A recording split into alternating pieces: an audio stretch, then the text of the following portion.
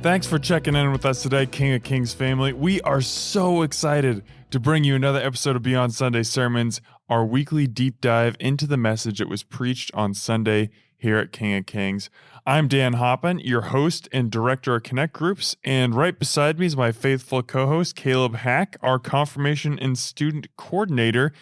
Caleb, we're recording this on September 3rd, the day after Labor Day. Did you guys have a chance to do anything fun on Labor Day? Yeah, I mean, we went over to visit my parents and hang out with them, had some burgers. My dad grilled. It was good. Always fun to just see them hanging out with baby Olivia and enjoying their time together. So, yeah, just kind of a relaxing, restful weekend. Just sounds like the quintessential Labor Day. Like, that's what Labor Day is supposed to be. Family, grilling out, burgers. Mm-hmm. The weather was beautiful. Oh, it was great. Yeah. I don't know if you guys got a chance to play cornhole, but I feel like that's usually something that's included as well. Just all American right there. Oh, yeah. Did you get to play some cornhole? I did not get to play some cornhole, but my sister organized a giant family Olympics. So we played plenty of other games in the meantime. My team did not win. We came in last. No medals for you. No medals. Whatever's less than bronze, we were way below that. But that's okay, because we had a good time, and that's what matters. But one of the things that I really love about the Labor Day and honestly Memorial Day services at King of Kings is it means that we just, instead of having several services, we just have the one big service, and everybody kind of comes together, and there's a real familial atmosphere, and there are kids in the room. So it's usually more of kind of like a fun vibe, more so than, kind of like, it's probably not going to be one of those days where we're talking about Revelation, not going to be super heavy. And this was a fun message about rest. And I thought Pastor Greg Griffith did a good job of unpacking what rest should look like. And he tied it in with fast food. So I want to start off by asking a question that he asked us, Caleb. What's the best fast food restaurant? I'm scared to answer this, just knowing you, Dan. You think I'm going to judge you? Oh, maybe just a little bit. No, I'm definitely going to judge you. There's no doubt. I mean, to be honest, Chick-fil-A. I respect that. It's not bad. I respect that, honestly. Christian chicken, got to go for it. We have one right by us right now, and it's great because we can go there every day but Sunday if we want. Fair enough. We do not go every day. That you would be a lot larger if you went every day. that would not be a restful thing. No. I respect the Chick-fil-A game. I think it can be a little overrated at times, but overall, I enjoy it. Culver's is the right move, though. I mean, go for Culver's. I do love burgers. Much less healthy, but holy cow, a butter burger, I can always get behind that and some custard. Nice little 3,000 calorie meal right there. Gotta love it. Okay, let's get into the message. What is going to last beyond Sunday for you from this message, Caleb? Man, I think I enjoyed the message about rest, perfectly timed for Labor Day weekend. And the message was more about rest for work instead of rest from work. And I've heard this before, and it's really interesting. I think it can work both ways. But just to think about that topic and think of the word rest, I kind of dove into just how the word rest is used in the Bible. So I went off on lots of different tangents trying to puzzle that out. So I think resting for what is ahead is kind of a takeaway for me because we oftentimes, we live for the Fridays, right? We are saying, you know what, I just want to make it to Friday and have my day, TGIF. my weekend or my day off or whatever's coming up at the end of the weekend. And then it's like, well, back at the grind, starting it all over again on Monday kind of thing, or, working at a church Sunday, I guess. Our schedule's a little different, but being able to rest for what's coming is really my takeaway. So you said you did a deep dive and you looked at some of the different ways in which rest is used in the Bible. I'm curious, what are some of the other ways? Like, what did you find? Yeah, the Bible, I mean, it talks a lot about rest in a lot of different capacities, kind of starting off the top with, the creation story and how, God created for 6 days and rested on the seventh. And then the commandment, it's literally a commandment to remember the Sabbath day and keep it holy. So to rest be commanded is interesting. But the one that I think stood out to me a little bit more was to start thinking about rest not just as like, laying down, sleeping, or, relaxing, which I think Greg talked about very well in his message, that this idea of biblical rest is not, to be lazy. But the other side to me is kind of not about the laying down or the not doing anything, but about kind of setting aside your own striving, kind of the grind, or setting aside, working for yourself and putting aside ourselves and kind of our own rebellious and sinful nature to lay that at the feet of Jesus and let him give us true rest, because finding rest in him is not, about just, getting a good night's sleep, but it's about knowing that he's taking care of us, I think. So that was really interesting to dive into. I think a lot of passages in the Bible about rest do talk more about resting from your work. Hebrews chapter 3 is really interesting because it kind of outlines, God's people in rebellion, and God saying, I'm not going to give you rest because you're rebelling against me. And then it kind of goes on, and Hebrews 4, 9 through 10 is probably a pretty well-known passage about rest. It says, so then there remains a Sabbath rest for the people of God, for whoever has entered God's rest has also rested from his works as God did from his. And so that ties back again into that creation story, and then the commandment in Exodus about, resting from your work. And that, that's really interesting to me how that all kind of ties together. And so, I was looking more to find that idea of resting for your work. And I think that there is that side of the coin where, we want to be ready for what God's giving us to do. And, the passage in Ephesians that talks about, God has prepared works ahead of time for us. We have work that God wants us to do. So being prepared for that is huge, but being in a place of just trusting Jesus with, what he's given us and how he's going to help us accomplish those tasks, that's where I think true rest is found. Mm-hmm. I do think that balance is really interesting. And as I was preparing for this, I kept having this image that came back to my mind. And I know you're a huge fan of the show The Chosen, so you'll know what I'm talking about. But I think it was in season 2, maybe even season 1. It was one of the early episodes. But there's the shot. Basically, the whole episode is the disciples are around a campfire, and Jesus is off. He's healing people. Like there's like a long line of people, and he's just healing person after person. And the disciples are around the campfire. And most of the episode is them arguing about, little things and logistics and everything. And then Jesus comes back, and he has been on his feet healing people all day, and he is just drained. And he says hi to everybody, and then basically goes in his tent and pretty much collapses and is just like worn out. I think that there is, and that to me said there is importance to rest from, because when we're working hard for God, it's going to be mentally and sometimes physically taxing, sometimes spiritually taxing. Like sometimes you just do need to just be able to turn everything off and just be.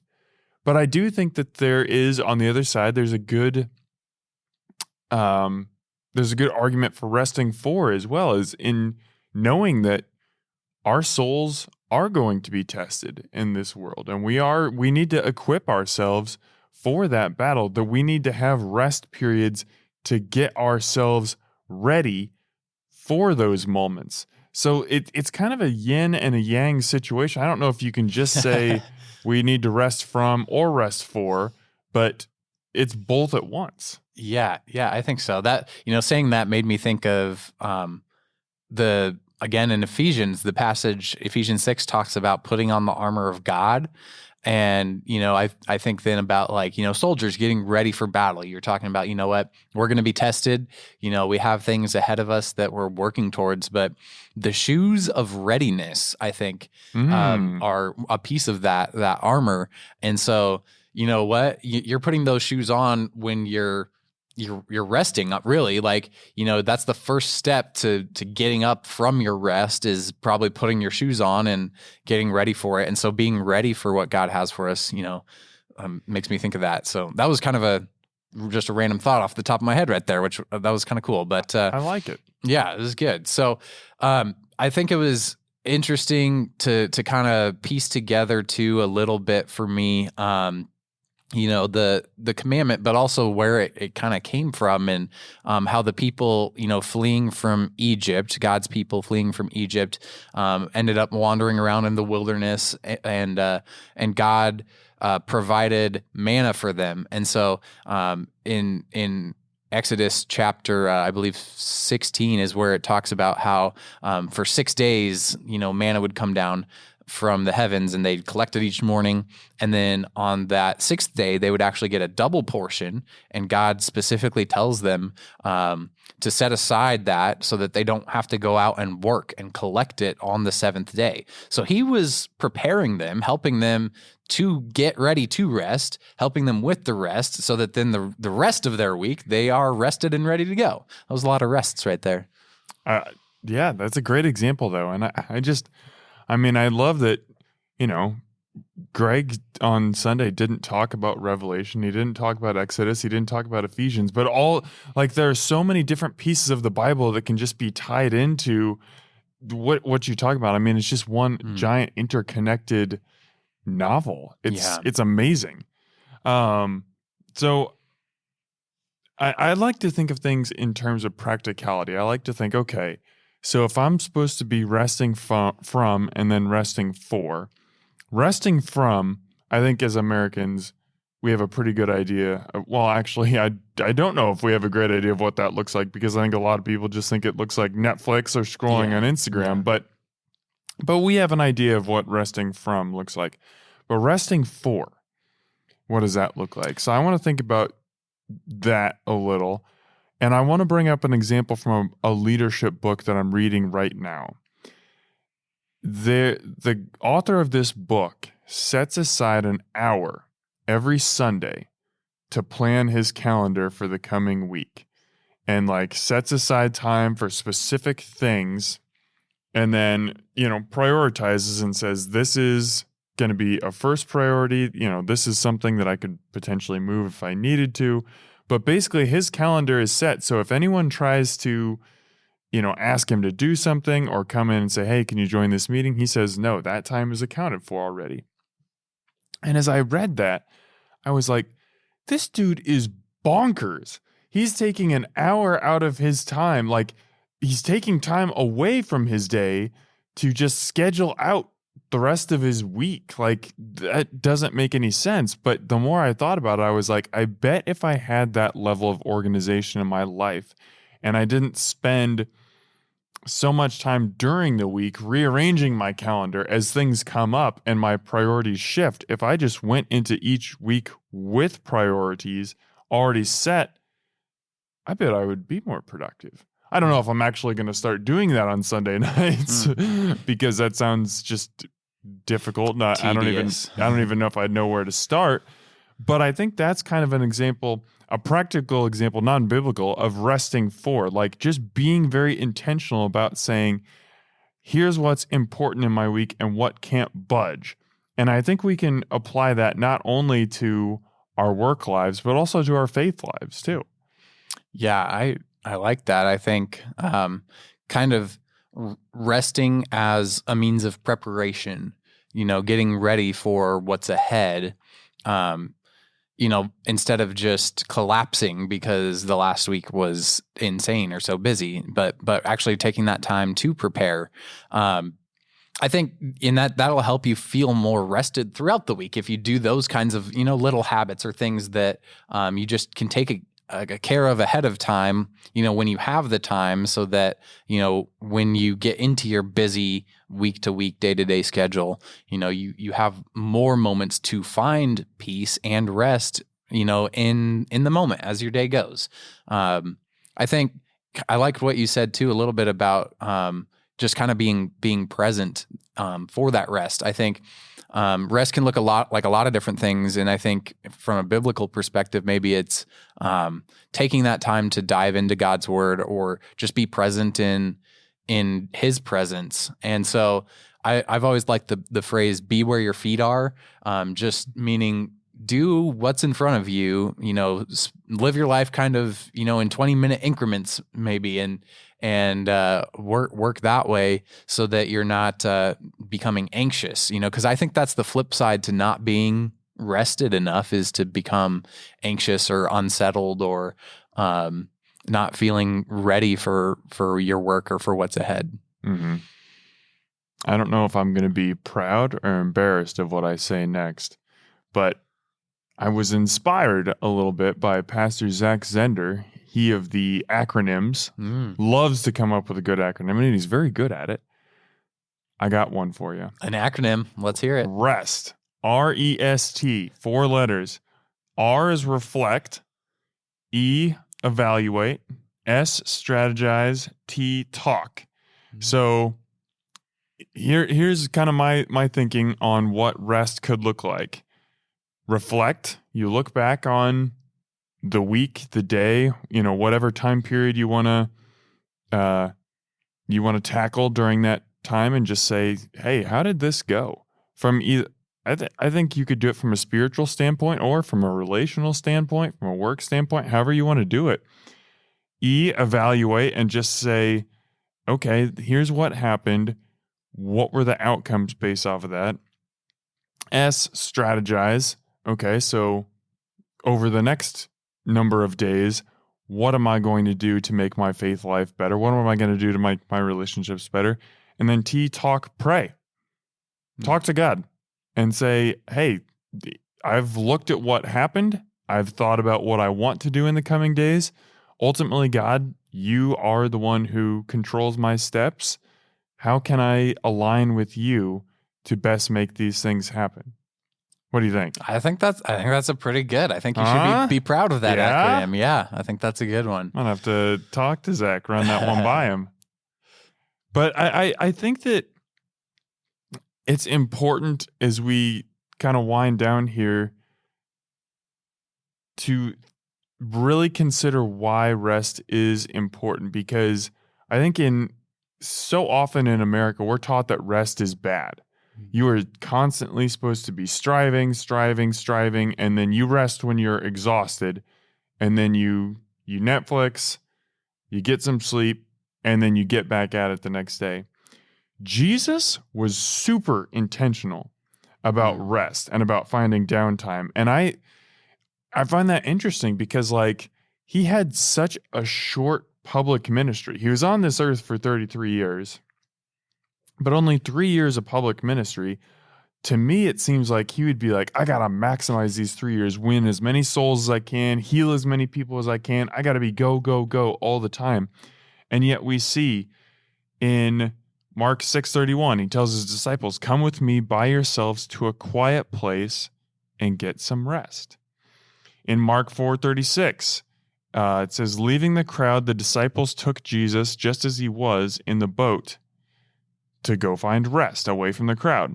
Luke 5:16 says, but Jesus often withdrew to lonely places to pray.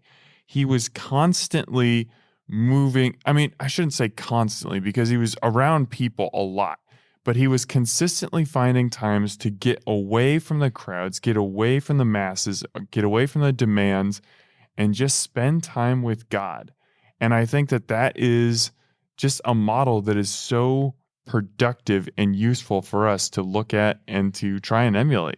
Yeah, I think as an introvert, I can relate to that side of Jesus, and I don't think I'd go so far as to say and boast about, hey, maybe Jesus was an introvert. I don't know if that can be ever said, but for him to take that time to to recharge, I think, is huge.